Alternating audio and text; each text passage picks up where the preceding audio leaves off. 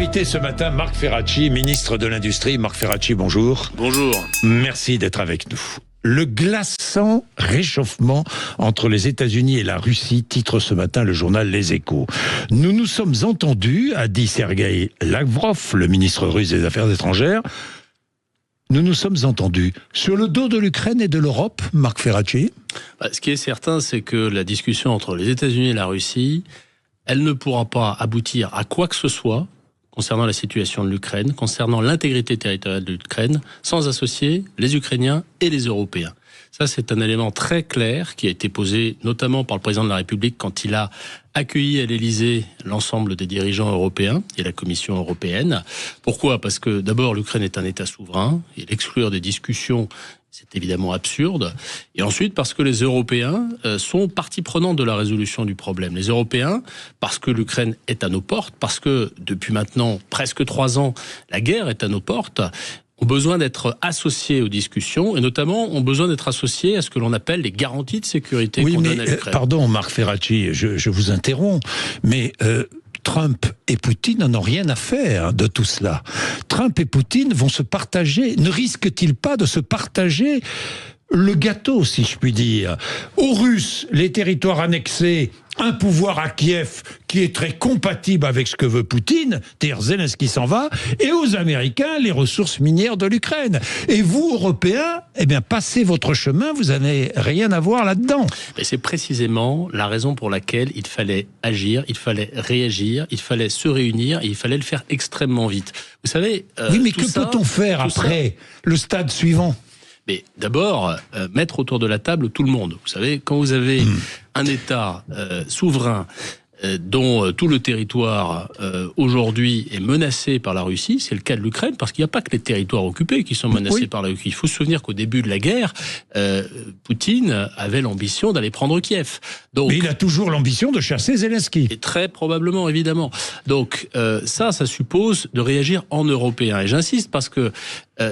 tout ce qui est en train de se passer aujourd'hui valide la vision qu'avait posée le président de la République en 2017. Vous vous souvenez quand il parlait d'autonomie stratégique, de défense européenne? Tout cela, aujourd'hui, se concrétise. Nous avons besoin de renforcer la défense européenne. Nous avons besoin, et vous voyez que le débat existe aujourd'hui, de réfléchir à la manière dont nous soutenons militairement l'Ukraine. Et la question des troupes au sol finit par se poser, parce que les lignes bougent précisément du fait de ce dialogue entre Poutine et Trump. Donc, moi, je pense qu'aujourd'hui, nous avons à la fois un risque de déstabilisation profonde, mais nous avons aussi une opportunité pour agir et pour consolider les liens qui nous unissent entre Européens, et en particulier pour aller plus vite vers une défense qui soit véritablement européenne. Pour la première fois depuis 1945, une guerre est possible en Europe ? D'abord, la guerre a eu lieu en Europe, je vous le rappelle, en ex-Yougoslavie. C'est vrai. Donc ça n'est pas, malheureusement, ça n'est pas quelque chose de profondément nouveau, mais la situation n'a pas changé. C'est une situation dangereuse. C'est une situation dangereuse. Et moi, je comprends. J'étais à Varsovie il y a quelques jours pour un Conseil européen. Je comprends l'inquiétude des pays qui sont limitrophes de l'Ukraine. Je comprends l'inquiétude des pays baltes. Je comprends l'inquiétude de la Pologne. Et je pense que c'est ici que la solidarité européenne doit jouer. Précisément pour affirmer des garanties de sécurité pour l'ensemble des pays, en particulier ceux qui sont membres de l'Union européenne. Bien. Mais alors pourquoi, alors que des sanctions touchent la Russie, pourquoi est-ce que un tiers des importations de gaz naturel liquide, pourquoi ces importations viennent de Russie? D'abord...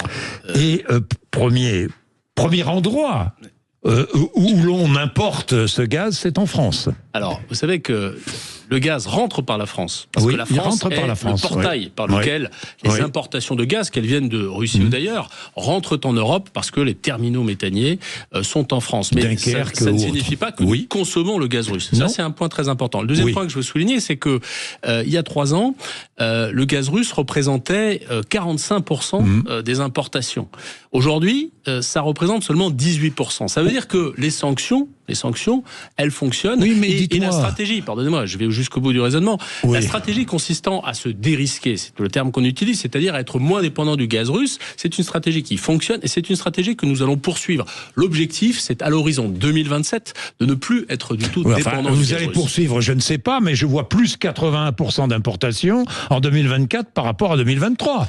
C'est ce que je vois. Encore une fois, moi ce que je regarde, c'est en valeur absolue. L'Europe a versé à la Russie 2,7 milliards d'euros pour son gaz. Combien d'Ukrainiens civils et militaires tués avec cet argent? Quand vous avez des entreprises qui ont des contrats, des contrats avec des producteurs de gaz ou avec des producteurs de pétrole, eh bien ces contrats sont honorés. Sans quoi, qu'est-ce qui se passe? Parce que les entreprises sont obligées de payer des pénalités qui peuvent les mettre à genoux. Donc on est dans la continuité de l'exécution de ces contrats, mais ces contrats, à un moment ou à un autre, ils vont se voir substituer d'autres contrats avec d'autres importateurs ou d'autres exportateurs de gaz, en particulier provenant du Golfe, avec lesquels les relations sont meilleures et avec lesquels, eh bien évidemment, les valeurs ne sont pas les mêmes qu'avec la Russie. Et donc, la stratégie, elle est très claire. Elle est progressivement de se désengager, de devenir moins dépendant du gaz russe, et c'est une stratégie qui fonctionne. Pourquoi, en 2024, la France a-t-elle perdu plus d'usines qu'elle n'en a ouvert? D'abord, ces chiffres, ça ne correspond pas à ce que le baromètre industriel de l'État nous fournit. Il y a un cabinet de conseil qui produit ces chiffres, mais je vais pas. En janvier, 20 fermetures d'usines en France. Je vais pas rentrer dans la méthodologie des chiffres. Ce que je veux dire, c'est que depuis 2017, l'emploi industriel a progressé en France. Depuis 2017, plus d'usines ont ouvert que d'usines non formées.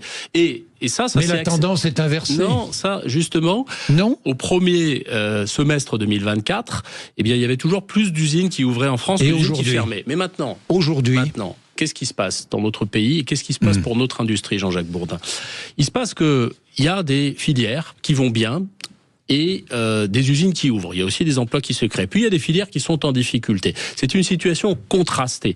C'est une situation contrastée parce que vous avez l'automobile, vous avez la chimie, vous avez la sidérurgie, qui sont des filières confrontées à une concurrence internationale qui est extrêmement féroce, qui est parfois déloyale, et qui d'ailleurs nécessite qu'on agisse au niveau européen pour mettre plus de protection. Et moi, j'y prends ma part en proposant et en essayant de convaincre mes interlocuteurs européens et la Commission de Bruxelles d'être moins naïfs dans notre approche commerciale et d'associer la politique industrielle et la politique commerciale. C'est ce que je défendais notamment à Varsovie, je vous en parlais il y a quelques instants, il y a quelques jours.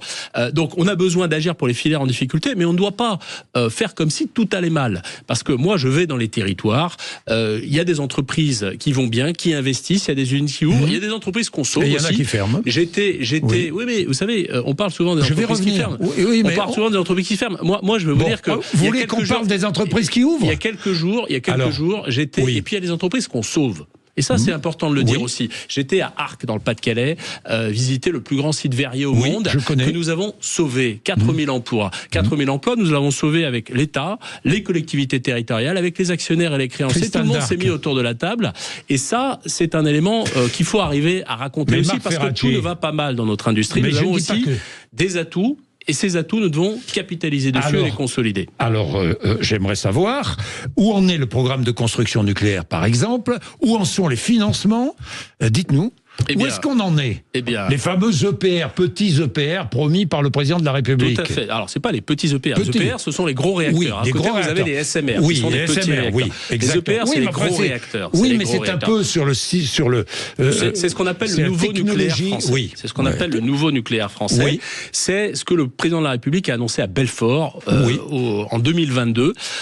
L'idée qu'on allait construire 6 réacteurs nucléaires de type EPR. Ces réacteurs, eh bien, nous sommes aujourd'hui en train d'en finaliser le schéma de financement. Je discute quasiment chaque semaine avec EDF, avec les services de l'État, et nous allons annoncer d'ici quelques semaines que le schéma de financement est désormais bouclé. Ce schéma de financement, il est compliqué parce que c'est un schéma qui engage... Où seront-ils implantés? Alors, ils sont implantés à 3 endroits différents, à Penly, à Gravelines et au Bugey. Bien. 3 paires de réacteurs qui vont sortir de terre dans les prochaines années. C'est à la fin de la décennie 2030. C'est là que les premières tranches de réacteurs seront opérationnelles, parce que ça prend du temps de construire des réacteurs. Et c'est aussi la raison pour laquelle on a besoin, dans l'intervalle, j'en discutais hier à l'Assemblée nationale avec les députés, on a besoin dans l'intervalle des énergies renouvelables pour assumer cette transition, parce que les réacteurs nucléaires mettent du temps à sortir de terre. Le coût? Alors, le coût, il est aujourd'hui en dizaines de milliards d'euros. Nous sommes en discussion pour voir... Ça veut dire quoi? C'est pas très précis, ça, dizaines de milliards d'euros. Moins de 100 milliards d'euros. Moins de 100 milliards. Entre 80 et 80 milliards, quoi. Ce sont les ordres de grandeur. Et 80 milliards. Mais nous discutons pour faire en sorte que le plan de financement s'appuie aussi sur une réflexion opérationnelle. C'est comment on fait pour baisser le coût des réacteurs. C'est la raison pour laquelle je ne vous réponds pas de manière si précise que ça. Oui. On a besoin au fond, regarder toutes les options pour que les réacteurs coûtent le moins cher possible. Vous savez, le premier réacteur que vous construisez, il coûte très cher. D'ailleurs, c'est les réacteurs de Flamanville qui a coûté très cher parce qu'il y a eu des délais, il y a eu des retards. Bon, on a l'ambition qu'au fur et à mesure qu'on en construit, il coûte de moins en moins cher. Et c'est la raison pour laquelle le 6e réacteur coûtera moins cher que le premier. Bien, j'ai juste une question un peu régionale. Quand est-ce que la première usine européenne de paracétamol verra le jour et ouvrira à Toulouse ? Alors d'abord, il y a du paracétamol qui est produit à Toulouse, qui sera produit à Toulouse dans le courant de l'année 2025 et aussi courant 2025. En Isère, à Séquence, dans l'usine de Séquence. À Séquence aussi, oui. Toujours courant d'année 2025. C'est ça le calendrier. Ça c'est promis, ce sera fait. Tout à fait. Ce sera tenu. Bien, 25% de plus sur l'importation de l'acier et de l'aluminium. C'est ce que veut et c'est ce que va imposer Donald Trump à partir du 12 mars. Que va faire l'Europe ? Est-ce que nous allons répliquer ? Alors, d'abord, se dire que la France, vis-à-vis des États-Unis, n'est pas une grande exportatrice d'acier et d'aluminium. Oui. Mais effectivement, nous devons réagir en européen. C'est aussi le Canada qui est un grand exportateur. Oui. Donc, nous avons besoin de réagir en européen là-dessus. Effectivement, Donald Trump a une approche très agressive de la politique commerciale. Nous devons, dans un premier temps, riposter. Avant de négocier, il faut riposter. Ça, c'est un élément très important. Comment ? Avec des tarifs douaniers qui vont s'appliquer à un certain nombre de produits. Sur quoi ?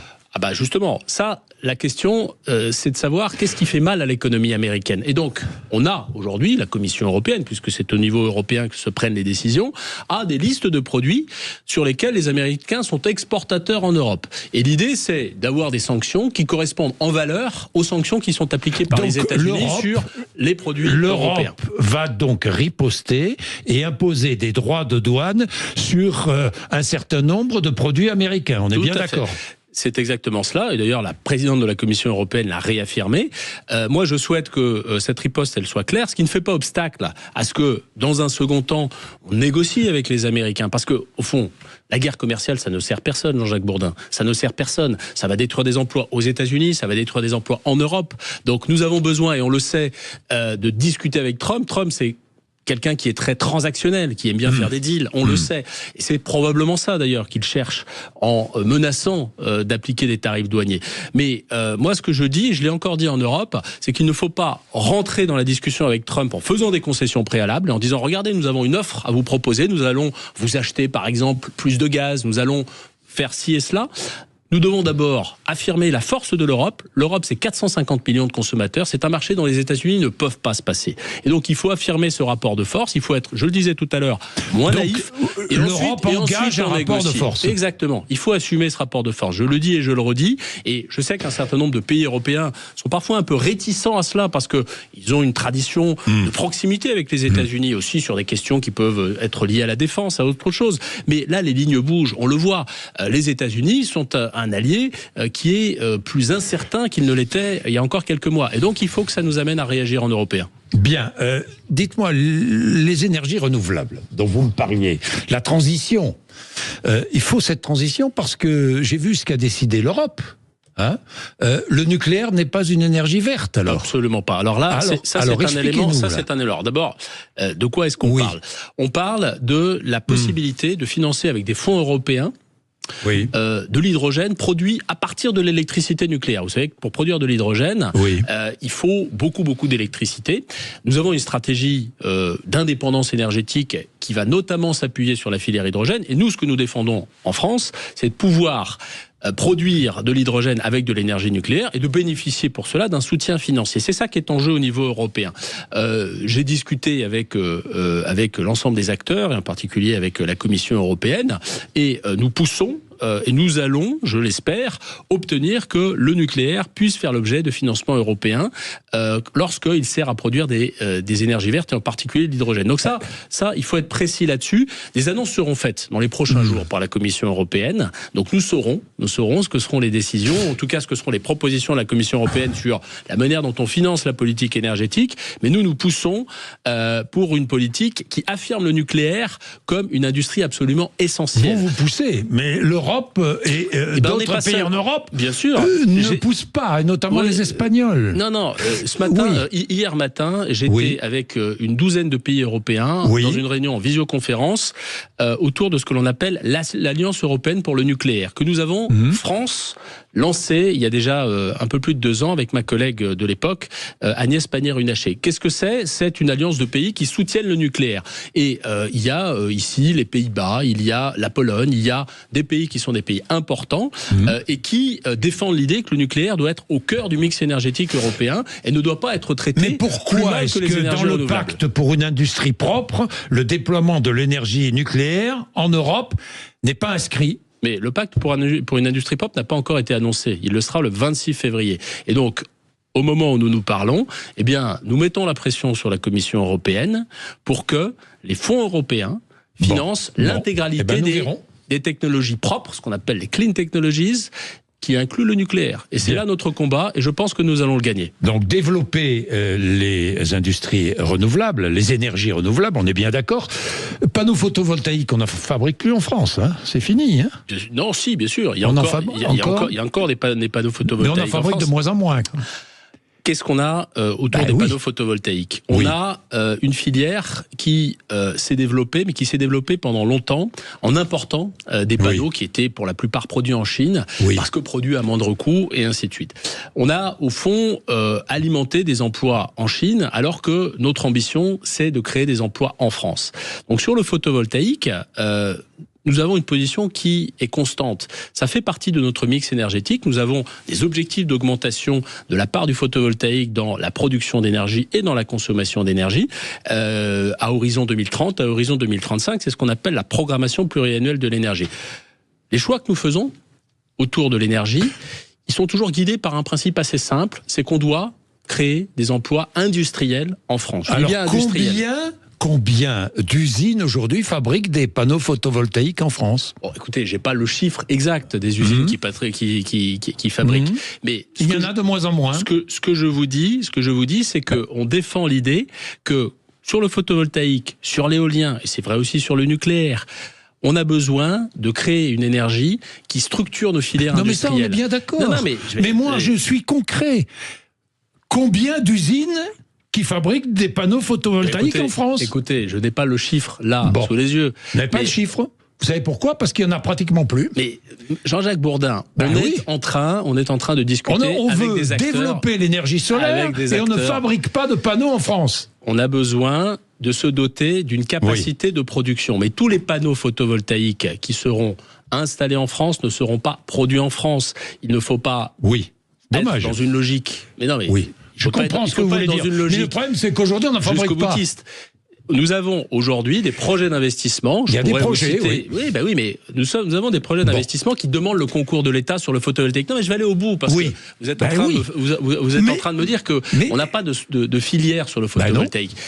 On a aujourd'hui besoin d'avoir une capacité de production. Cette capacité de production, elle ne permettra pas d'équiper l'intégralité de notre territoire en photovoltaïque, mais nous avons besoin d'avoir une capacité de production qui nous donne un peu d'indépendance sur le photovoltaïque. Et nous allons le faire, et je vous le dis parce que nous allons le faire, y compris en aidant fiscalement, d'ici la fin de l'année, la production et l'achat de panneaux photovoltaïques en appliquant un taux réduit de TVA. Donc nous avons aussi une stratégie. Taux réduit de TVA sur quoi ? Sur l'achat de photovoltaïques à l'étranger ?